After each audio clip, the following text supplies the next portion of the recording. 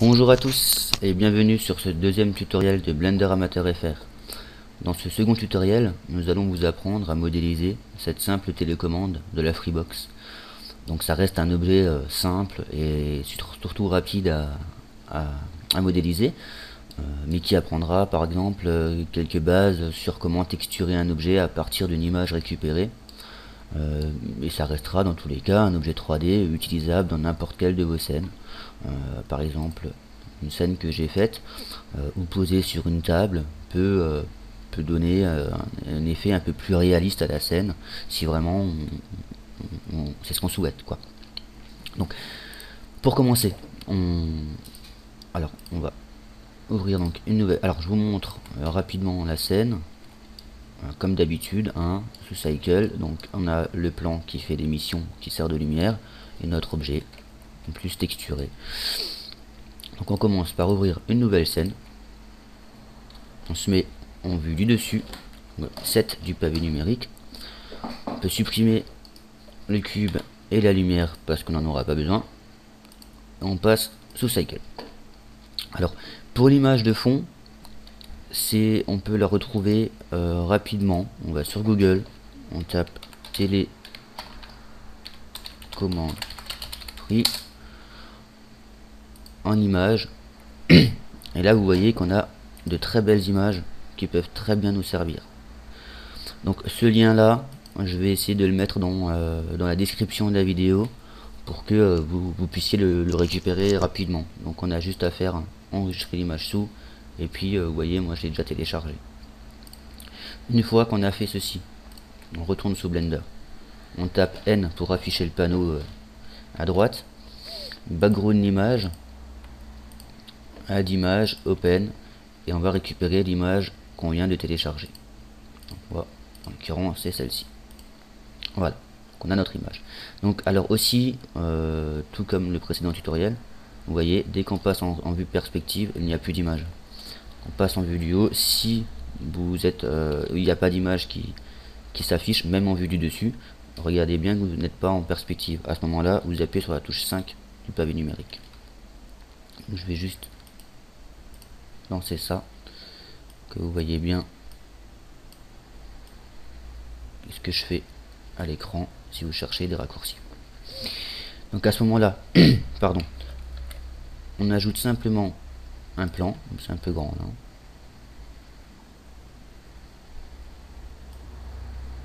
Voilà, simplement un plan. On l'agrandit en appuyant sur S. On va essayer de chercher à avoir quasiment la bonne taille, quasiment un peu de choses près. On passe en vue transparente, Z, pardon, ou wireframe là. Ensuite, on se met en mode édition. On se met en mode edge. On récupère l'edge du haut. Et on va la chercher jusque là. Pareil pour le bas. On la descend jusqu'en bas. Donc à la limite, peut-être même un petit peu avant pour éviter les bugs d'affichage par la suite. Vous comprendrez. Voilà. À ce moment-là, on pourrait très bien paquer la texture et avoir une image comme ça dessus. Pour donner un peu plus de réalisme, on va quand même sortir les boutons là, vu que sur la vraie télécommande ils sont un peu sortis un petit peu. Donc, pour faire ça, c'est très simple et très rapide. On va faire CTRL R pour ajouter des loop cuts. Il nous en faut 9 au tout. Donc avec la roulette de la souris, on va vers le haut, on peut augmenter combien de loop cuts on veut, et vers le bas on peut les descendre. Donc nous, il nous en faut 9. Donc 2, 3, 4, 5, 6, 7, 8 et 9. Et normalement, on a tout ce qu'il faut. On clique. Là, on peut choisir la place. Donc on clique sur le bouton de droite et on va les placer à la main. Donc on va chercher le premier, on va le mettre au niveau du bouton de veille, le deuxième au niveau du haut du bouton du 5, le troisième pareil mais vers le bas du bouton. Voilà. Ensuite là j'en ai fait mettre 3, c'est parce que pour qu'on puisse bien retirer les faces par la suite. Donc on met comme ça. Celui-là, on va le mettre voilà, à peu près comme ça. On va chercher ici la limite des boutons des flèches droite et gauche. Là, on va chercher la limite de boutons de bas. Bon, ici, c'est tout simple. Hein. Pareil, hein, vous avez compris. On se met comme ça. Et comme ça. Et là, c'est très simple. Pour faire le reste, on recherche un loop cut. CTRL-R. On en met deux. Et ils sont quasiment bien placés. Donc, celui de gauche, on fait Alt, clic droit. Pour sélectionner toute la ligne de haut en bas. Shift, avec Shift, alors on peut déplacer de gauche à droite. Et si on appuie sur Shift en même temps, on peut être beaucoup plus précis. Donc du coup, ça je le dis parce que en fait, il le marque pas sur le display souvent. Donc des fois les gens cherchent et puis ben voilà. Donc là on cherche un petit peu, on devrait être pas trop mal. À ce moment-là, on va pas encore sortir nos boutons. On peut fermer le panneau de droite, ça nous fera plus de place. On ouvre une nouvelle fenêtre comme ça, donc sur le petit les petits traits là en haut là. T on peut enlever, donc T pour afficher et désafficher le menu de gauche, et N c'est pour le droit. À partir d'ici, là on sélectionne rien.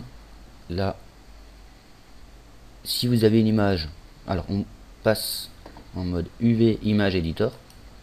Si vous avez une image, vous la fermez simplement. On va ajouter donc deux matériaux. Donc le premier, ce sera, on va les renommer tout de suite, ce sera texture, texture simplement. Le deuxième, nouveau, ce sera gris, ça sera du simple gris de toute manière. Voilà. On choisit texture. Alors maintenant on va cliquer sur image, open image, télécommande Freebox, et on va réouvrir la même image que celle qu'on s'est servi pour avec laquelle on s'est servi pour faire la télécommande. On dézoome un peu avec la roulette. Là on appuie sur A, donc ça nous sélectionne toutes nos faces. On va se mettre en mode face directement, comme ça c'est réglé. On appuie sur U et Project from View Bound. Donc normalement si on met ça, vous voyez, on est directement presque bien. Alors pour éviter des bugs d'affichage par la suite, je vous conseille, c'est de ne pas rester à la limite. Donc on réappuie sur A, mais dans la flèche ici, dans la fenêtre ici, pour désélectionner le tout. Alt, et on clique là, ça nous sélectionne juste l'edge là. G, Y, et vous voyez, je peux de gauche à droite, je ne peux rien faire, je peux juste le monter et le descendre. Et avec Shift, on va descendre, on va monter un petit peu. Voilà, on va laisser une petite marge. Parce que si on laisse pas la petite marge là, ça risque de faire des bugs. Vous voyez justement la partie là, elle s'affiche en double et c'est pas très beau. Donc on fait pareil bien entendu pour le haut. On va descendre un petit peu. Alors voilà, GY, on descend un petit peu. Voilà. Pardon. Excusez-moi. Ensuite, on a tout. Là, l'image elle a l'air correcte, c'est pas trop mal. On va dans texture. Non, on va dans diffuse BSDF et on choisit. Et non, on reste sur diffuse. Je raconte des bêtises. C'est dans la color. Dans la color, on choisit, on appuie sur le petit point et là on peut choisir plein de choses. Donc, on va chercher image texture. On va réouvrir encore une fois notre image de la télécommande. Et là, dans le vecteur, si vous avez la version française, on va chercher des coordonnées UV. Donc les coordonnées UV sont simplement les coordonnées qu'on lui a définies ici. Donc au lieu d'afficher l'image peu n'importe comment, Blender avec les coordonnées UV va récupérer ce qu'on lui a décrit ici pour plaquer l'image sur la texture. Donc à ce moment-là, une fois qu'on a fait ça, on peut retourner dans. On peut normalement, alors si on fait un rendu rapide, Je suis, voilà, sans faire rendu rapide, on s'aperçoit que, vous voyez, l'image c'est bien plaqué et ça a l'air assez propre. Alors, l'avantage, c'est que ça a déjà un petit peu de volume là, mais c'est du faux en fait, c'est simplement du faux. Vous le voyez très bien si on se pose en mode texture. Alors, moi je peux enlever l'image de fond. Voilà, j'enlève l'image de fond. Et quand je me pose comme ça, on voit déjà l'image plaquée. Par contre, l'image elle est bien plaquée. Si on fait comme ça et qu'on zoome, on voit très bien que c'est du faux. Mais ça peut très bien servir hein, pour certaines textures. À l'œil nu, on pourrait ne pas avoir la différence. Nous, on va remédier à ça. On va faire vraiment un beau volume. Ça donnera un effet bien plus réaliste. Donc, la fenêtre là, on peut la fermer. Pour la fermer, alors il y a beaucoup de personnes, moi le premier, quand j'ai débuté avec Blender, je ne savais pas comment fermer les fenêtres. Donc, on peut soit cliquer droit, split arena, joint arena, soit on peut très bien prendre l'onglet sur lequel on s'est servi. Voilà, on en refait une nouvelle. Et là on choisit, on met celle de gauche à la droite, celle de gauche à la droite. Et on a notre nouvelle fenêtre, très bien. On se remet en vue du dessus. On va se remettre en mode Z. Voilà. Et en mode édition. Alors Z permet de justement se mettre en mode solide ou mode transparent. Et la touche tabulation, édition et mode objet. Donc là, on va appuyer sur A pour tout désélectionner. Et on va récupérer. Alors là, j'ai fait une bêtise, c'est que j'ai enlevé l'image de fond. C'est pas bien. Donc on va la remettre. Voilà. Et on va servir de l'image pour récupérer nos boutons sur lesquels on veut donner du volume. Donc le premier, bien sûr, c'est veille. Shift, tout en maintenant Shift, on clique sur 5. Donc ça met les deux. On prend les flèches et on prend les boutons volume et programme. À ce moment là on appuie sur 3, donc on est vu de côté, on appuie sur E et avec la flèche bleue on peut remonter légèrement ces boutons, voilà, pas trop parce que sinon ça fait un peu trop, et quand on refait un rendu vous voyez qu'on a donné bien du volume à nos boutons. Donc là c'est très propre. On va se mettre comme ça, on clique sur la caméra. Alors si on veut juste zoomer, dézoomer sur la caméra, on va dans l'onglet N. Et alors attendez que je dise pas de bêtises. Voilà. Lock camera to view. Donc en fait, ça bloque la caméra sur la vue là. On peut très bien, si on appuie sur la roulette, enfin si on appuie, si on avec la molette de haut ou bas, donc haut on zoom et bas on dézoome. Et là on peut refaire un rendu et on voit que ça prend bien forme. Par contre, on a un petit bug d'affichage là, parce qu'effectivement, on a extrudé les faces, et comme on lui avait défini des bêtises, voilà, on va faire comme ça, et là, alors ouais, quand on est sur dans cette bloqué sur la caméra, si on appuie sur la roulette, on peut tourner autour de notre objet. Donc on tourne en fait vraiment toujours sur notre objet, quoi. Moi j'enlève ça, voilà, et vous voyez, je remets là, et vous voyez qu'en fait, on a assigné nos textures à tout ça, à tout. Donc comme on a extrudé, il extrude automatiquement. Alors pour remédier à ça, on a justement créé nous cette deuxième texture de gris simple. On se remet en vue du dessus, on garde l'image de fond. Je sais pas pourquoi je l'ai enlevé tout à l'heure parce qu'il nous la faut, on en a besoin. On va choisir, alors on va se mettre en vue 1. Et non, on va rester en vue du dessus, je raconte des bêtises. On se remet en mode édition. Et on va, avec A, tout sélectionner. À partir de ce moment-là, on désélectionne toutes les parties de face de notre télécommande. Et on les désélectionne. Alors on peut aussi, avec C, ça nous fait un petit rond de choix et on peut l'augmenter et le diminuer avec la roulette, et on peut très bien du coup choisir tout ce qu'on veut comme ça.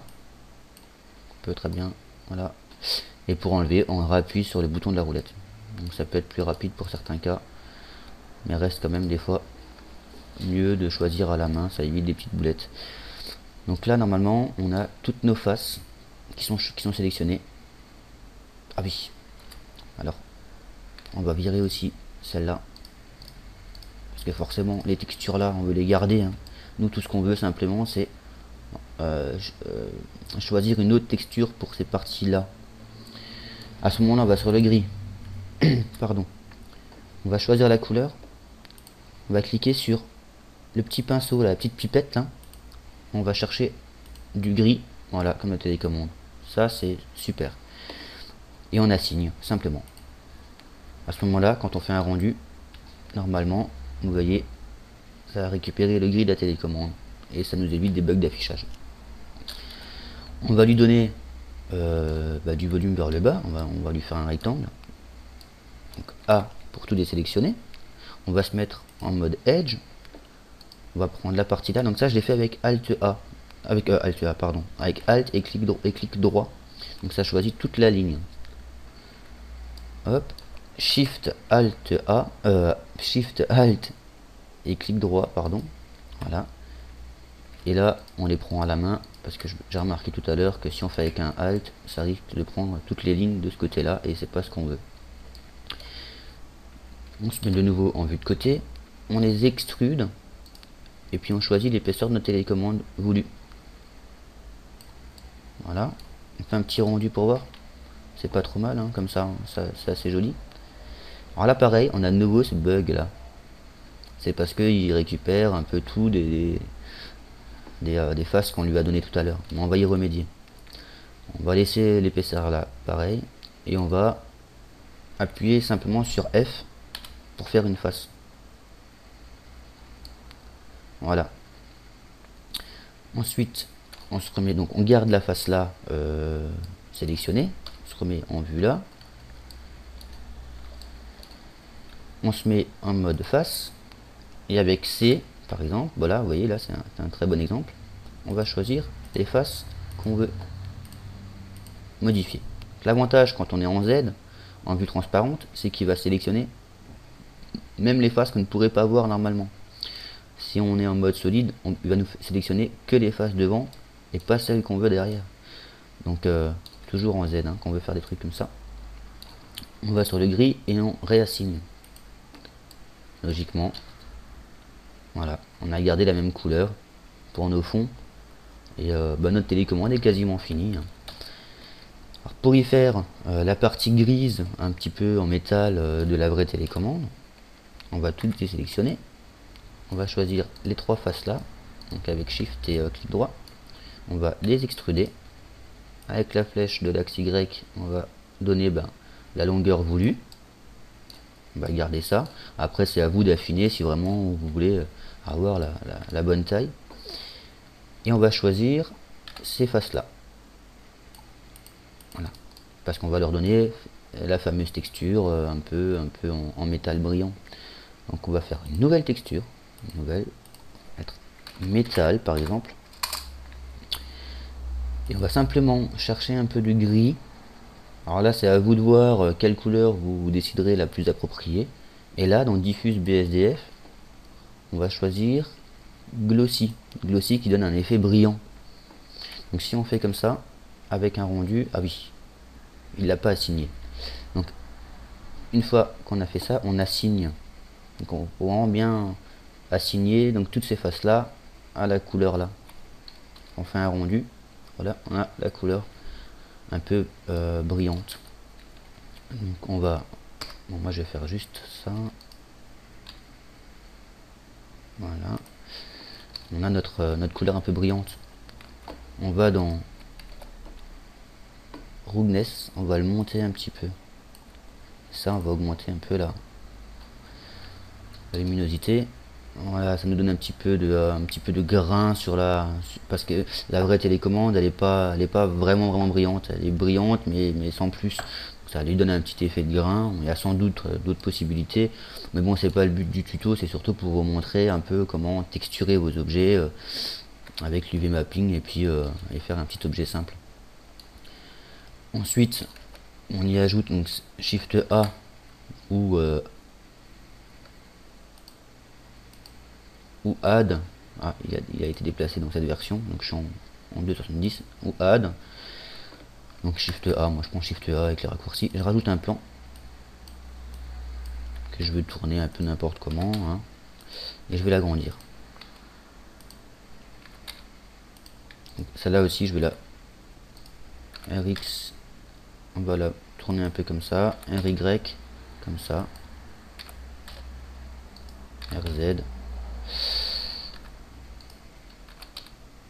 voilà, RY, voilà, RZ. Ça me donnera un petit effet de télécommande comme ça, ouais, c'est pas mal.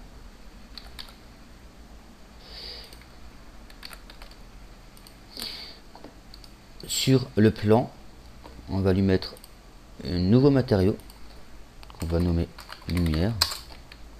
On va chercher dans diffuse, on va chercher émission. Donc moi je lui mets un petit 3 et ça nous fait notre éclairage de la télécommande. Vous voyez, donc là on a notre télécommande qui est pas trop mal. Peut-être un petit peu agrandir quand même la partie là. Donc moi je choisis là, tac, et ouais, là ça marche pas trop bien, donc on va lui faire Alt R, voilà, on va augmenter un petit peu, voilà, là on est bien. Donc on va à nouveau la tourner un peu, voilà. Pas trop mal. Mettre en vue caméra, bien qu'on ait toute la télécommande dedans, on va monter un petit peu, voilà. Alors vous voyez aussi là que par exemple sur la partie là, ça on voit le trait, la caméra le détecte. Par contre si on va un peu trop loin, ça détecte pas. Donc tout ce qui est plus loin que ça, la caméra ne le détectera pas au rendu. Donc c'est très important aussi parce que pour certaines scènes, des fois, on cherche pendant des heures et c'est juste dans la caméra. Donc on clique sur la caméra, on la choisit et là, en fait, on peut augmenter la distance maximale où la caméra va aller chercher. Donc là, on va chercher plus loin. Moi, je vais juste, voilà, enlever ça. Quand on fait un rendu, on a une belle télécommande. Donc voilà, notre télécommande est finie.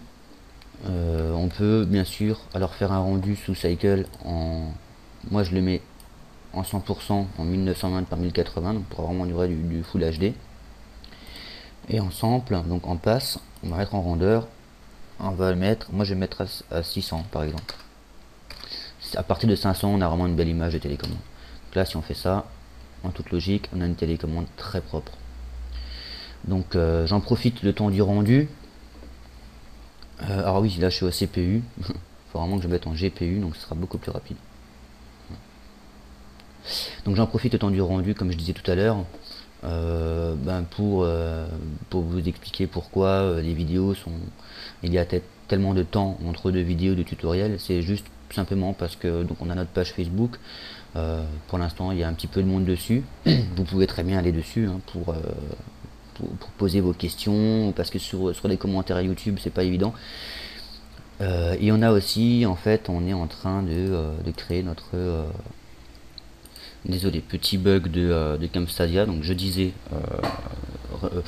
on est en train de développer notre site, donc aussi en même temps, donc qui est donc mygames.orgfree.com.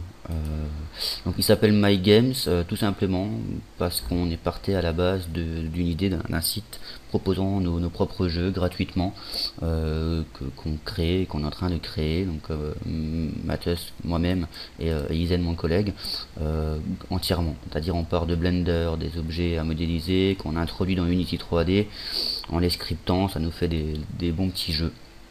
Donc vous aurez, en vous inscrivant et vous connectant, l'onglet jeu. Donc, pour l'instant il n'y en a que un, c'est parce qu'il est en développement. Il y en aura plusieurs. Vous voyez par exemple l'onglet développement, les jeux qu'on est en train de créer, qu'on prévoit de créer, donc ça met du temps, ce qui explique aussi le temps entre chaque vidéo de tutoriel de Blender, donc les mises à jour du site, pour savoir ce qui se passe. Et vous avez aussi l'onglet Blender qui regroupera donc tous les tutoriels qu'on a créés, qui sont sur notre page, sur notre chaîne YouTube. Vous les retrouverez ici. Et vous pourrez avoir par exemple notre galerie d'images qu'on a faite nous-mêmes sur Blender, et par exemple certains fichiers par la suite complets qu'on proposera gratuitement encore une fois aux personnes connectées et inscrites pour en faire ce qu'ils veulent, quoi. Donc vous pourrez passer par ce site là.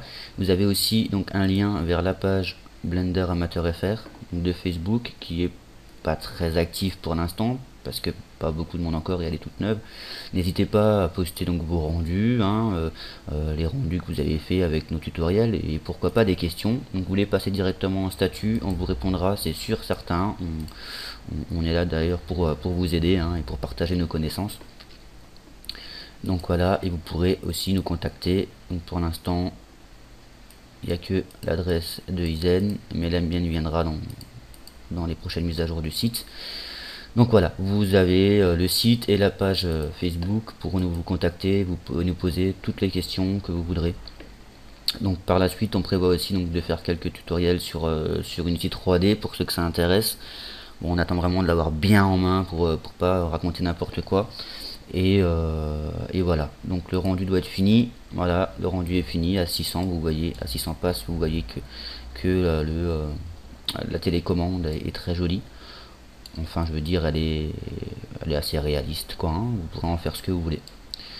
Donc, ça aura au moins appris un petit peu les bases sur l'UV mapping et puis les textures. N'hésitez vraiment pas à poser vos questions, si vous avez des questions sur le tutoriel, si j'ai mal expliqué quelque chose, n'hésitez vraiment pas.